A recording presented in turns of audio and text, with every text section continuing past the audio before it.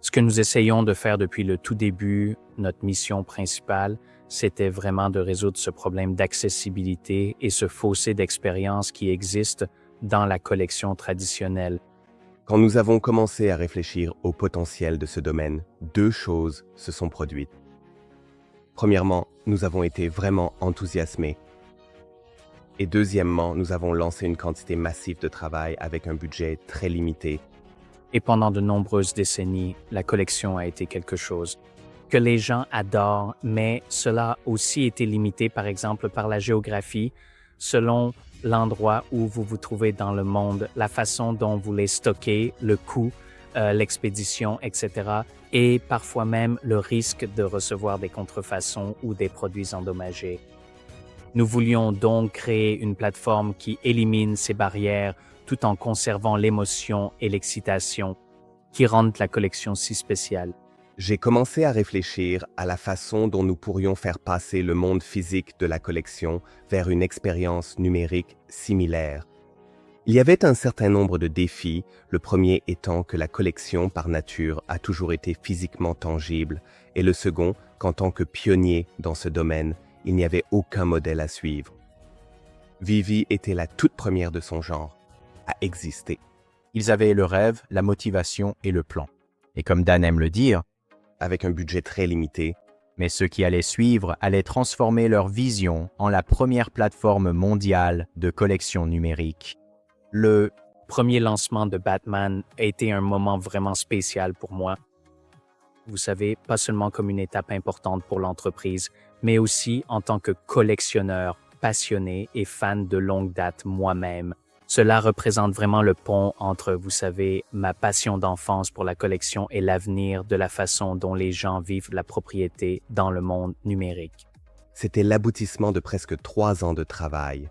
Développer l'application, obtenir les licences, créer les modèles 3D, tout le contenu graphique, même déterminer les tailles d'édition et les raretés, le tout avec une équipe très réduite. Quand nous avons commencé, il y avait beaucoup d'incertitudes sur la compréhension de ce que nous essayions de mettre en place. Il y a eu des moments où David et moi nous disions l'un à l'autre « J'espère qu'on va vendre un Batman numérique » parce que le concept de collection numérique et la façon dont Vivi le proposait étaient tellement nouveaux et inexplorés. Mais nous croyions vraiment en tant que collectionneurs que cela apporterait de nouveaux fils à la tapisserie de la collection. Je me souviens d'avoir mis en ligne le drop Batman Black and White et d'avoir effectué le tout premier achat sur Vivi. Vous savez, juste pour vérifier que tout fonctionnait avant d'ouvrir la plateforme aux tout premiers utilisateurs de Vivi, que nous appelons aujourd'hui affectueusement les OG. Voir ce premier drop Batman se vendre entièrement et regarder les gens interagir avec leur Batman numérique en réalité augmentée, cela a vraiment validé des années de travail acharné et je crois que la collection et les collectionneurs pouvaient évoluer au-delà de l'étagère physique. Avec la première vague de sorties qui s'est déroulée avec succès pour Vivi, les fondateurs se sont tournés vers l'avenir, car, comme le dit Dan, Les OG avaient compris ce qu'était vraiment Vivi. Il était clair que la réalité augmentée et les showrooms devaient devenir une priorité pour l'année suivante. Pour moi, créer de la tangibilité était un élément crucial pour combler le fossé entre le physique et le numérique.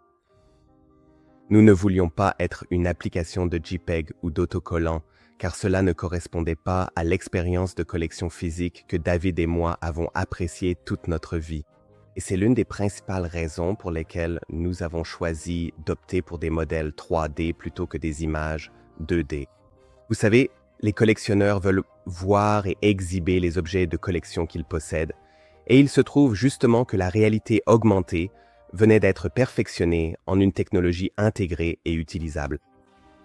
Nous avons donc décidé de tirer parti de cela en faisant de la réalité augmentée une fonctionnalité principale de l'application. Et depuis, cela a donné naissance à des centaines de milliers de photos AR incroyables et créatives, réalisées par des milliers de collectionneurs à travers le monde. Ce qui est encore plus enthousiasmant pour moi aujourd'hui, c'est que cela s'aligne aussi avec notre vision selon laquelle, à un moment donné dans le futur, la réalité virtuelle et surtout la réalité augmentée feront partie de la vie quotidienne. Et maintenant, 5 ans plus tard, c'est très excitant de voir cette prédiction commencer à se réaliser. Et cela conduira finalement à ce que les objets de collection numérique bébés fassent partie intégrante de votre vie numérique, un peu comme la façon dont vous pourrez accessoiriser votre univers digital à l'avenir. Avec la réalité augmentée et les showrooms en place, l'étape suivante était d'intégrer des licences majeures. La fin de 2021 et le début de 2022 allaient justement voir cela se réaliser. Faire venir Marvel et Disney sur VV a été un moment vraiment déterminant pour nous. Et en réalité, ce n'est pas seulement pour notre équipe, mais pour tout l'univers des objets de collection numérique. C'est énorme. Avec l'arrivée de marques comme Disney et Marvel, cela signifiait que certains des objets de collection les plus emblématiques au monde étaient disponibles pour la première fois sur VV. Ayant été collectionneur toute ma vie et ayant la possibilité de devenir licencié avec ces marques et ces personnages qui ont inspiré tant d'entre nous en grandissant, c'était irréel. Mais plus important encore, cela montre que les plus grands noms du monde croyaient en ce que nous construisions. Cela a également permis à VB de s'étendre vers de nouveaux secteurs, pas seulement les objets de collection numérique, mais désormais aussi les comics numériques en édition limitée, proposant certains des comics les plus emblématiques comme Marvel numéro 1, Amazing Fantasy numéro 15 et bien d'autres encore. C'était également une grande nouveauté pour l'industrie du comic et c'était la première fois que les fans pouvaient posséder et lire des comics qui étaient auparavant inaccessibles. Ce qui m'enthousiasme particulièrement, c'est que les comics sont désormais devenus une partie essentielle de l'offre de Phoebe, avec à la fois des comics lisibles, des titres en édition limitée et un tout nouveau secteur. En 2023, l'entreprise est revenue à ses racines en proposant pour la toute première fois des produits exclusifs, à la fois physiques et numériques. Pour moi, en 2023, l'un des moments forts, je dirais, a été notre lancement dans l'univers physique et numérique. Nous avons sorti notre première bande dessinée physique et nous avons également lancé notre Iron Man Fidgetl en partenariat avec Funko qui s'est presque immédiatement vendu et cela nous a vraiment mis sur la voie de l'exploration du monde physique et du monde Fidgetl. Depuis, nous avons sorti de nombreux produits de ce type et ce qui m'a enthousiasmé, je pense, c'est que cela a fait de nous bien plus qu'un simple lieu d'achat et de vente. Des objets de collection numérique, mais c'est devenu un lieu pour répondre à vos besoins en matière de pop culture et de fandom. En 2024, VV a dépoussiéré les bandes dessinées historiques et a ajouté des comics modernes à ses offres hebdomadaires. Premièrement, c'était la première fois que l'on pouvait posséder une version numérique du comic book dès sa sortie et cela a marqué un tournant très important dans l'industrie des comics car les lecteurs du monde entier devaient généralement attendre quelques mois de plus avant que Marvel Unlimited ne les publie sur leur site d'abonnement, permettant ainsi aux lecteurs d'y accéder.